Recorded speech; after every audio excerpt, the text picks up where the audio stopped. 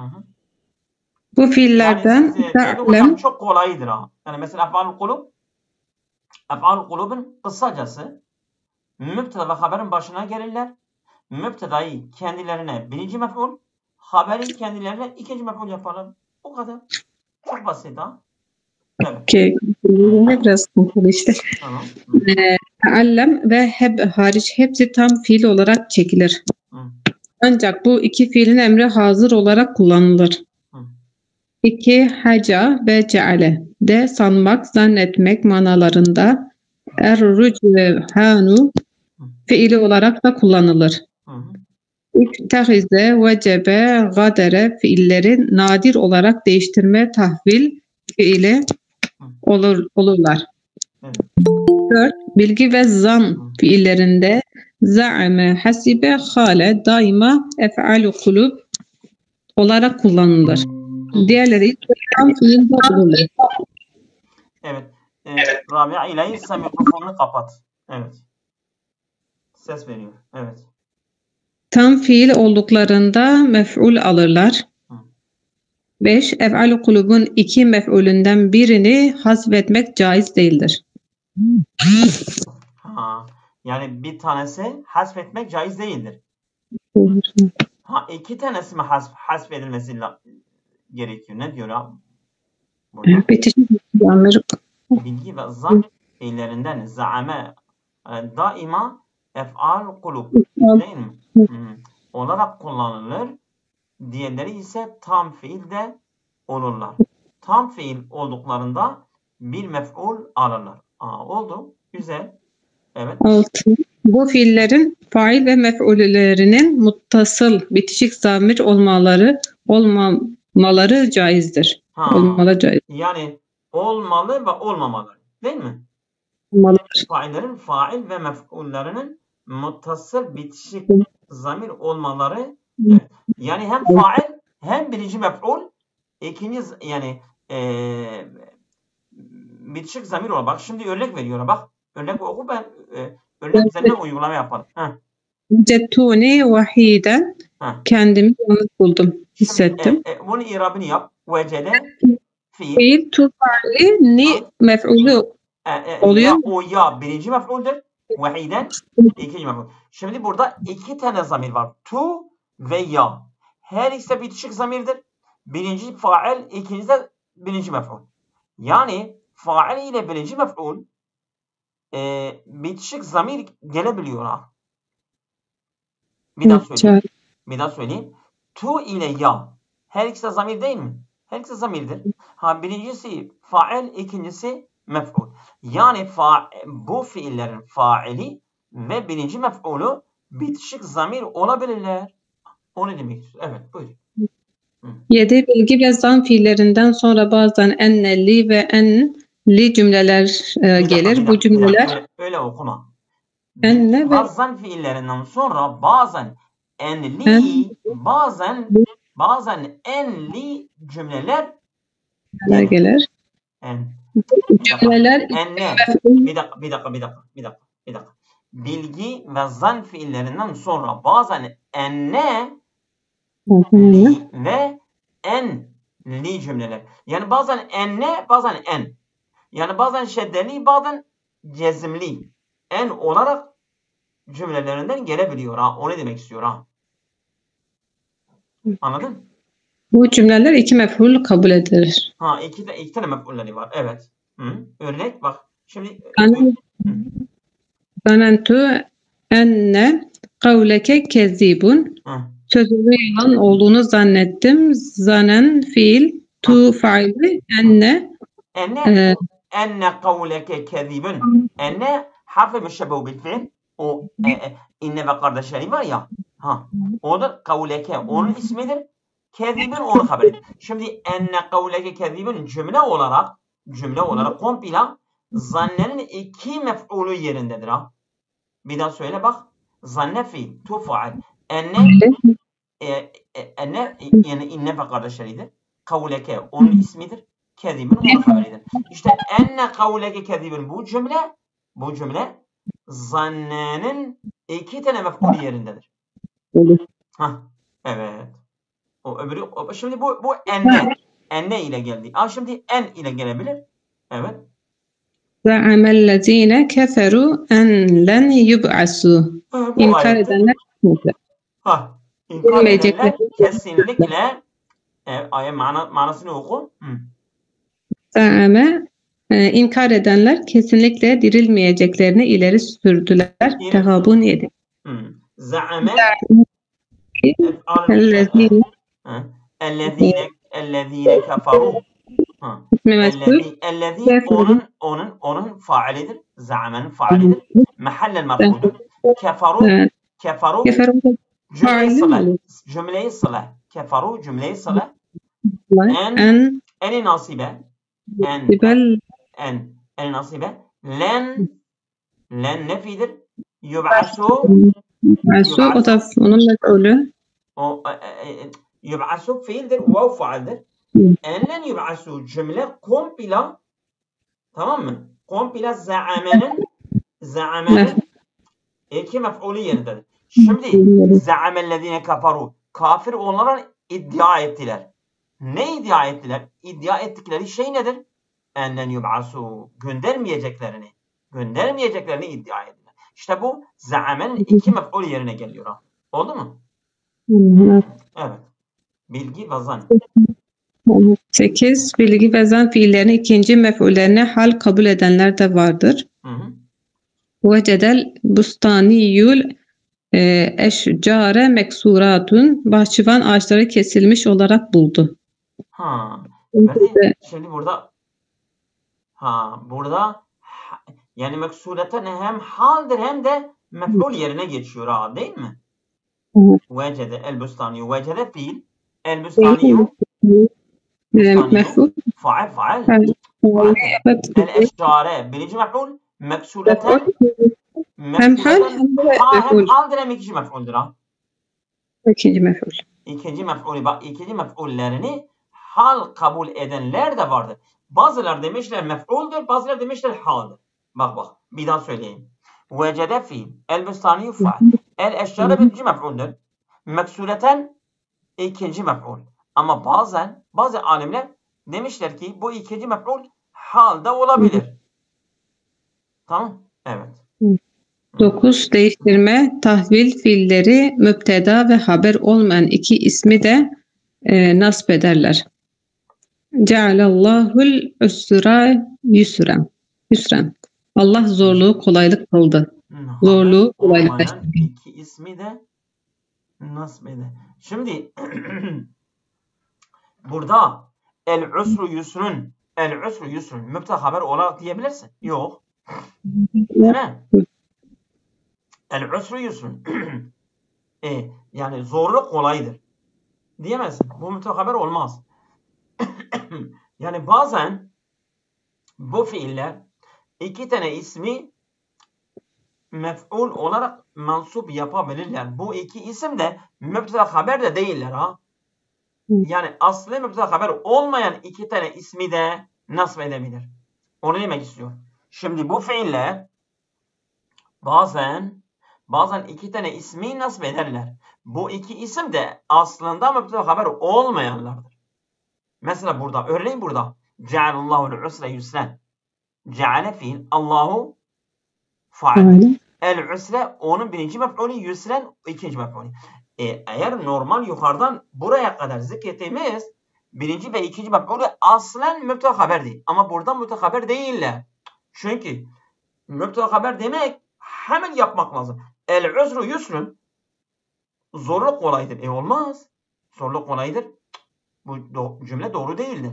Bunun için yani mübteda haber olmayan iki tane isim de bunlara birinci mef'ul ve ikinci mef'ul gelebiliyor. Burada onu demek istiyor. Buyurun devam edelim. El-usru yusrun isim cümlesi değildir. Bak isim cümlesi değildir. Yani olmaz ki sen desen el-usru yusrun. Usr yusrudur. Mana oturmuyor. Ama bunlara birinci ve ikinci mef'ul olarak da gelebiliyor. Evet, devam et. 10. Ef'alun kulubun kullanış özellikleri. Bu fiillerin dışındaki iki mef'ul alan fiiller gerekince bir mef'ulle yetinebilir. Yani normal iki tane mef'ulleri var. Ama bazen bir tane mef'ulle de yetinebilirler. Yani şimdi başınızı kaldırın. Başınızı kaldırın. Biz Arapların dillerini nasıl kullandıklarını biz öğreniyoruz ha. Anladınız mı? Araplar bu fiillere iki tane mef'ul genelde getirmişler. Ama bazen de bir tane mef'ulle de yetinip kullandılar yani. Biz öyle öğreniyoruz. Evet, buyurun. E'ateytu ehake, kardeşine verdim. Demiyorsun ne verdim. Ne verdim demiyorsun. E'ateytu ehake, kardeşine verdim.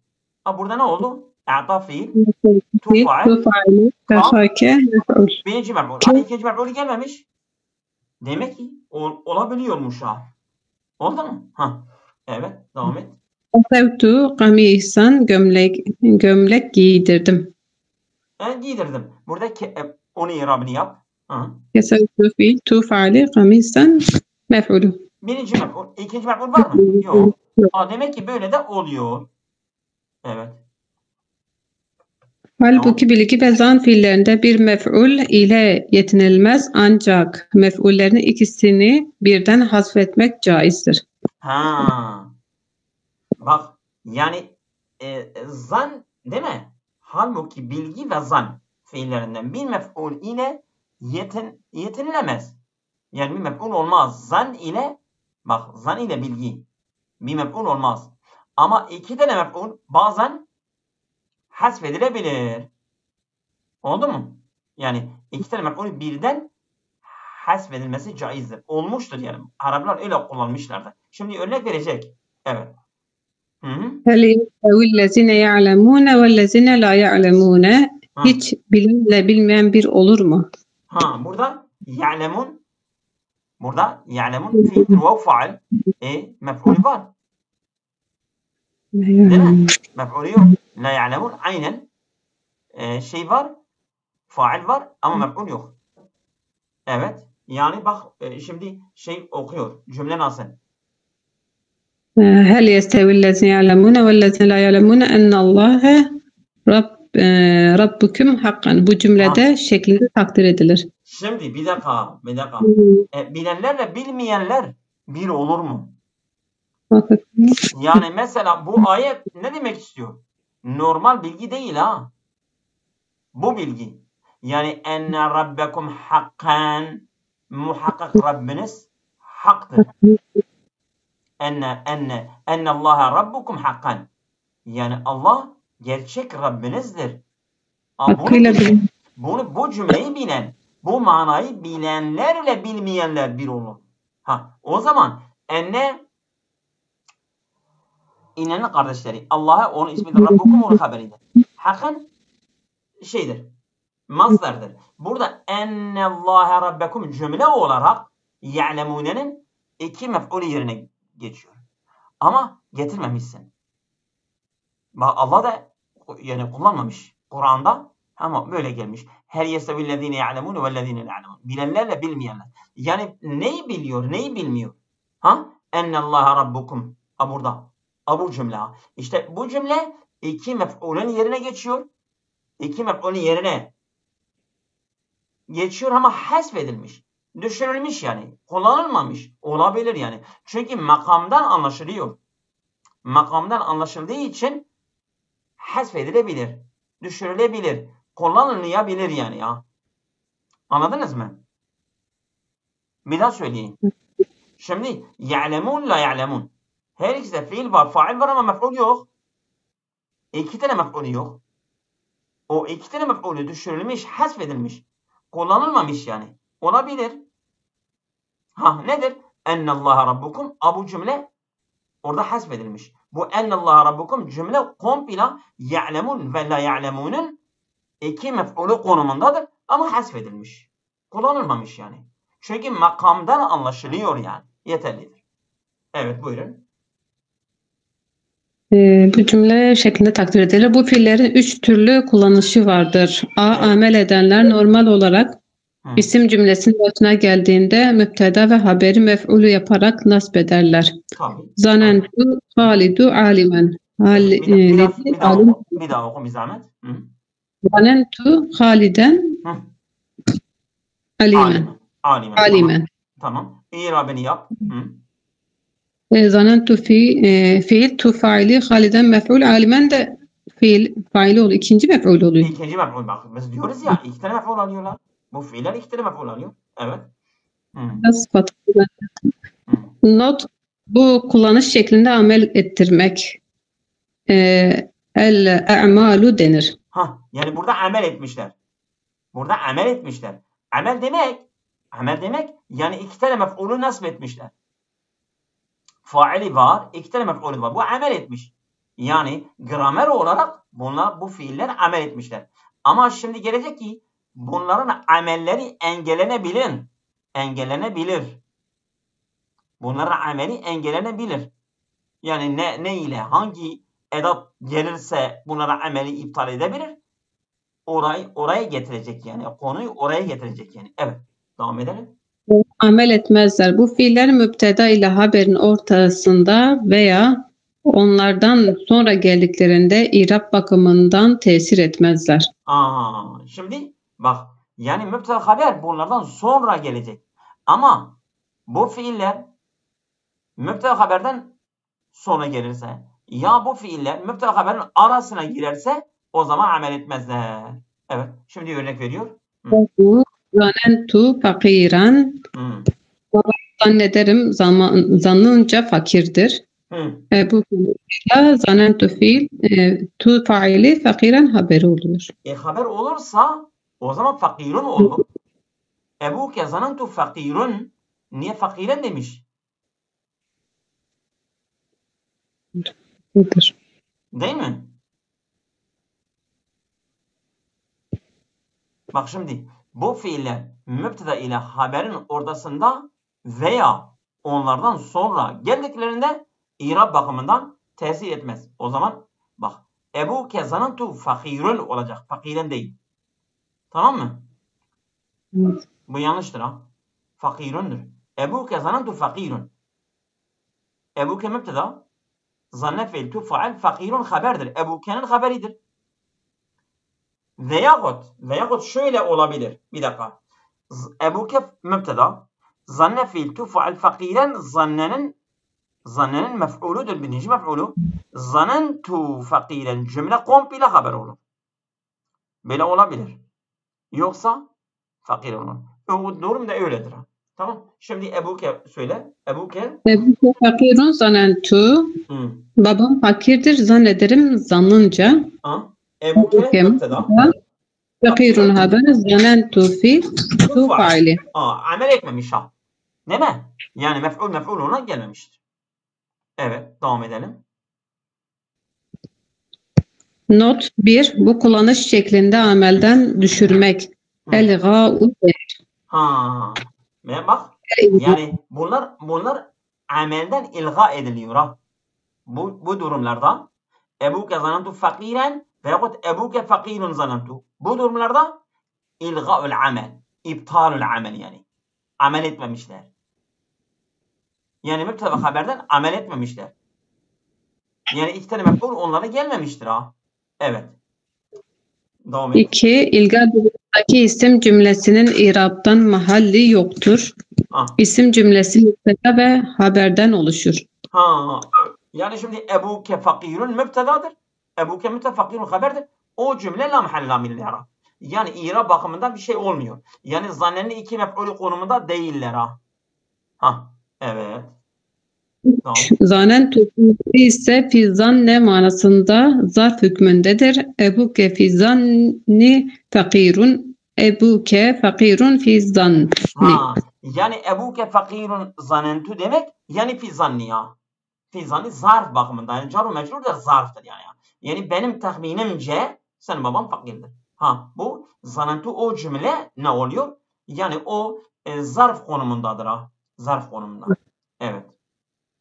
C. Mana bakımından tesir etmesine rağmen irab bakımından tesir etmemesi bu oluşumun meydana gelmesi fiile isim cümlesi arasına başlangıç sonu neyf olumsuz gibi edatların girmesiyle olur.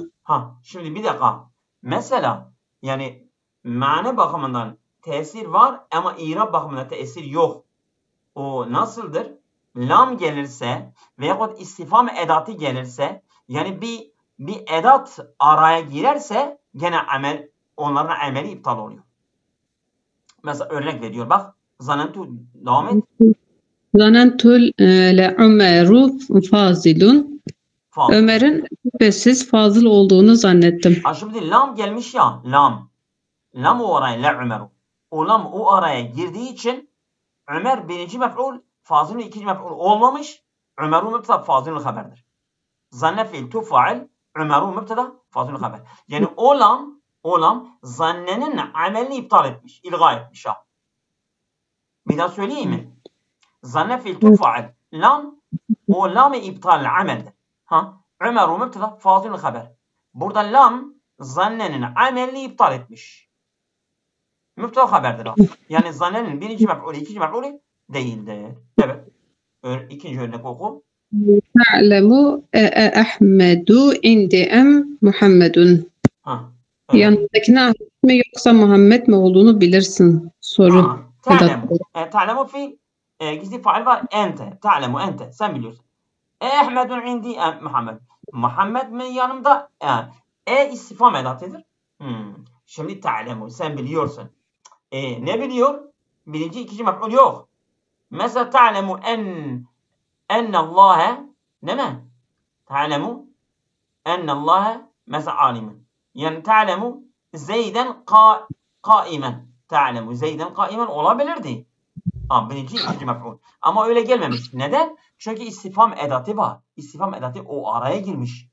Ta'lemu fiil, izi faali var ente. Elif-i istifhamı Ahmedu mübteda, indi haber. Emi atife Muhammedun mübteda, gene indi var orada, gizli var. O da haberdir. Burada Ahmedu indi isim cümlesidir ha. Yani ta'lemuya birinci, ikinci mef'ul olmamış. Neden? Çünkü hemze istifham araya girmiş. Hemze istifham ta'lemuya amelden iptal etmiş, ilga etmiş ha. Bir daha söylüyorum. Ta'lemu Ahmedu indiden amel etmemiş. Neden? Çünkü Ahmedu hemze istifham o araya girmiş. Onu amelden iptal etmiştir. Evet, buyurun. Selim'in örnek. Alimtu ma Salim'in kaimen. Selim'in ayakta olmadığını biliyorum. Nehvetmiş burada da. Evet. Onu irabını yap. Alimtu fiil tu failim ma nehvetmiş. Ma nafiyedir ama amel etmiş. Ma amel etmiş ha. Ma ve la. Ma ve la leyse manasındadır. Onlar da amel ediyor. Leyse nasıl amel ediyor? Ma ve la da amel ediyor. Ma bir mana leyse Salim'in onun ismidir. Kaimen ma'nın haberidir. Bak ma'nın haberidir. Bu da kane gibi amel ediyor. Burada alimtu amel etmemiş. Neden? O ma-i nafiye o araya girdiği için alimtu'yu amelden iptal etmiş. Alime fiil tu faal. Ama amel etmiş. Ma Salim'in kaimen onun birinci ve ikinci mef'ulü değildir. Ma bir mana ise Salim'in onun ismidir, marfu'dur. Kaimen onun haberidir, mansuptur. Oldu mu? Evet. Evet, devam et. Örneklerde fiillerden sonraki kelimeler görünürde merfu mana bakımından mansuptur. Atıf yapıldığında bu durum ortaya çıkar. Zanentu le'aliyyü kaimun ve salihun kaiden. Gerçekten Ali'nin ayakta durduğunu, Salih'in de oturduğunu zannettim. Yani ne diyor burada? Ben tam örneklerden, fiillerden sonraki kelimeler görünürde merfu mana bakımından mansuptur. Atıf yapıldığında bu durum ortaya çıkar. Tamam. Şimdi oldu. Şimdi mesela yani görünür yani mana olarak zanentu le'aliyyun kaymen. Ben zannettim ki Ali ayaktadır. Yani her ne kadar burada Aliyyun mübteda kaimun haber olsa dahi ama zanne yani mana bakımında sen ne zannettin? Ne zannettin? Ali'nin ayakta olduğunu zannettin. Eğer birinci mef'ul, ikinci mef'ul olsaydı zaten mana böyle olurdu. Ama ira bakımında zannenin birinci ve ikinci mef'ulü değil. Ama mana bakımında zannenin birinci ve ikinci mef'ulüdür. Oldu mu? Ve salihun kaiden niye kaidun dememiş. Kaiden demiş. Zanentu le aliyyun kaimun ve salihun kaidun diyecekti. Ha tamam. Ve salihan kaiden. Şimdi salihan kaiden atıf değil mi? Salihan Ali'ye atıftır. Kaiden kaimene atıftır. Yani diyor ki le aliyyun kaimen her ne kadar mübteda haber olsa dahi ama iki tane ismi sen onlara atıf yaparsan nasb ile atfediyorsun. Biz neden biliyoruz ki le aliyyun kaimen mana bakımından bunlar mef'uldür. Lafzan mübteda ve haberdir. Mana bakımında birinci ve ikinci mef'uldür. Çünkü sen iki tane ismi onlara atıf edersen nasb ile. Yani bu mana bakımında atf olmuş ha. Salihun, salihan. Aliyyune atıftır. Kaiden, kaimune atıftır. Neden salihun dememişsin, kaidun dememişsin, salihan demişsin, kaiden? Mana bakımından aliyen kaimendir. Lafz bakımından aliyyun kaimendir. Mana bakımından aliyen bir de kaimendir. Onun için biz salihan ve kaiden atfetmişiz ha. Ben bir daha söylüyorum. Bak. Zanne fiil değil mi? Zanne. Tufaal. Lam farikadır. Yani mesela o araya girmiş ya. Zannenin iki mef'ulü üzerine geldiği için zanneye zahirden ameli iptal etmiş. Zahirden ameli iptal etmiş. Lafızdan ameli iptal etmiş. Ama manada gene mef'uldürler ha. Onun için aliyyun mübtedadır, kaimun haberdir. Lafzan mübteda haberdir ama manen aliyyun birinci mef'uldür, kaimun ikinci mef'uldür. Biz nerede biliyoruz ki bunlar manen ikinci mef'ul, birinci ve ikinci mef'uldür? Eğer biz onlara iki tane isim atıf edersek mansup olarak atfediyoruz. Bak ve salihan kaiden. Bak mansup olarak gelmişler. Yani aliyyun kaimun lafzan marfu'dur ama manen mansuptur. Biz nerede biliyoruz manen mansuptur? Çünkü biz iki tane ismi onlara atfedersek biz mansup olarak atfediyoruz. Bak ve salihan kaiden biz mansup olarak onlara atfediyoruz. Bunun için biz biliyoruz ki la aliyyun kaimun manen la aliyen kaimendir. Lafzan marfu olsa dahi manen mansuptur. Biz nerede biliyoruz ki manen mansuptur? Çünkü iki tane mansup ismi onlara atfediyoruz. Salihan kaiden, bak ve salihan ve kaiden. Ve atife onlara atfetmiş mansup olarak, marfu değil. Çünkü onların manasına göre atfediyoruz. Lafza göre olmuş olsaydı salihun kaidun olurdu. Ama lafzan değil, manen. Manen olduğu için salihan kaiden gelmiştir. İnşallah anlaşıldı. İnşallah kalırsa iyidir. Evet. Not, bu kullanış şekline talik denir. Talik. Bak talik. Talik ne demek? Talik. Bak. Talik yani lafzan irab iptal olmuş ama manen irab gene var. Lafzan yani lafzan aliyyun kaimun irab iptal olmuş. Ama manen iptal olmamış. Biz nerede biliyoruz ki manen iptal olmamış? Çünkü bir isim veya iki isim onlara atfedersek mansup olarak atfediyoruz. Biz biliyoruz ki manen bunlar gene mef'uldür. Çünkü zanentu la aliyyun kaimun. Zanentuya aliyyun kaimun her ne kadar lafzan zanentuya birinci ve ikinci mef'ul olmazlarsa dahi manen birinci ve ikinci mef'uldür. Nerede biliyoruz? Ve salihan kaidenden biz biliyoruz. İki tane mensup ismi onlara atf yapıyoruz. Biz biliyoruz ki bunlar manen gene birinci ve ikinci mef'uldür. Talik budur zaten. Talik iptalul ameli lafzan la manen. İptalul ameli lafzan la manen. Talik budur. Talik nedir? İptalul ameli lafzan la manen. Lafzan amel iptal olmuş ama manen iptal olmamış. Evet, buyurun devam edelim. Hocam isterseniz hocamız devam etsin. Eğer müsaitseniz bu konuyu bitirelim. Az kalmış. Bu ne oluyor sanki? Bayağı uzun. Genel Arapçadır hocam. O zaman burada kalalım mı diyorsunuz? Hocam siz bilirsiniz. Tamam. Konu yoğun aşağıda. Evet. O zaman bak. Talik.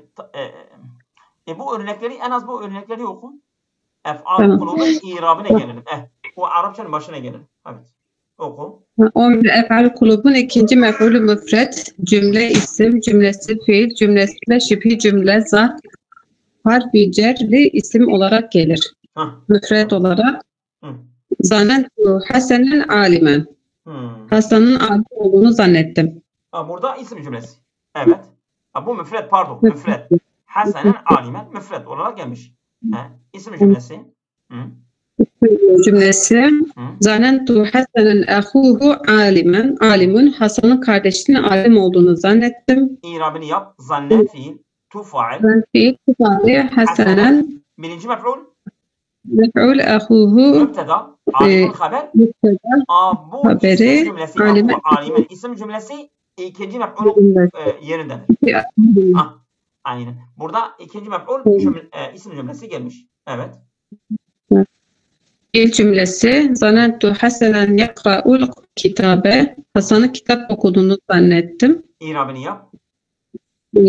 Zannentu fiil tufali Hasanen. Birinci mef'ul. Mef'ulü oldu.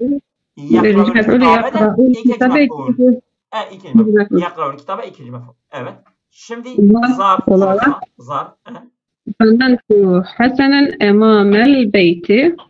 Hasan'ın evinin önünde olduğunu zannettim. Zannettim fiil tufali Hasanen mef'ulü emamel iptal etmiyordu değil mi? Emamel beyti yani. İkinci mef'ul. Emamel beyti ikinci mef'ul. Evet. Harfi celi isim. Zannentu Hasanen fil hadikati. Hasan'ın bahçede olduğunu zannettim. Zannentu fiil tufali Hasanen birinci mef'ul fiil hadikati harfi cer. Cer mecrur ve mef'ul. İkinci mef'ul yerine geçiyor. Evet. Yeter mi bu gece? Yeter hocam. Tamam. Arkadaşlar. Hayırlı akşamlar. Allah'a emanet olun. Abi bu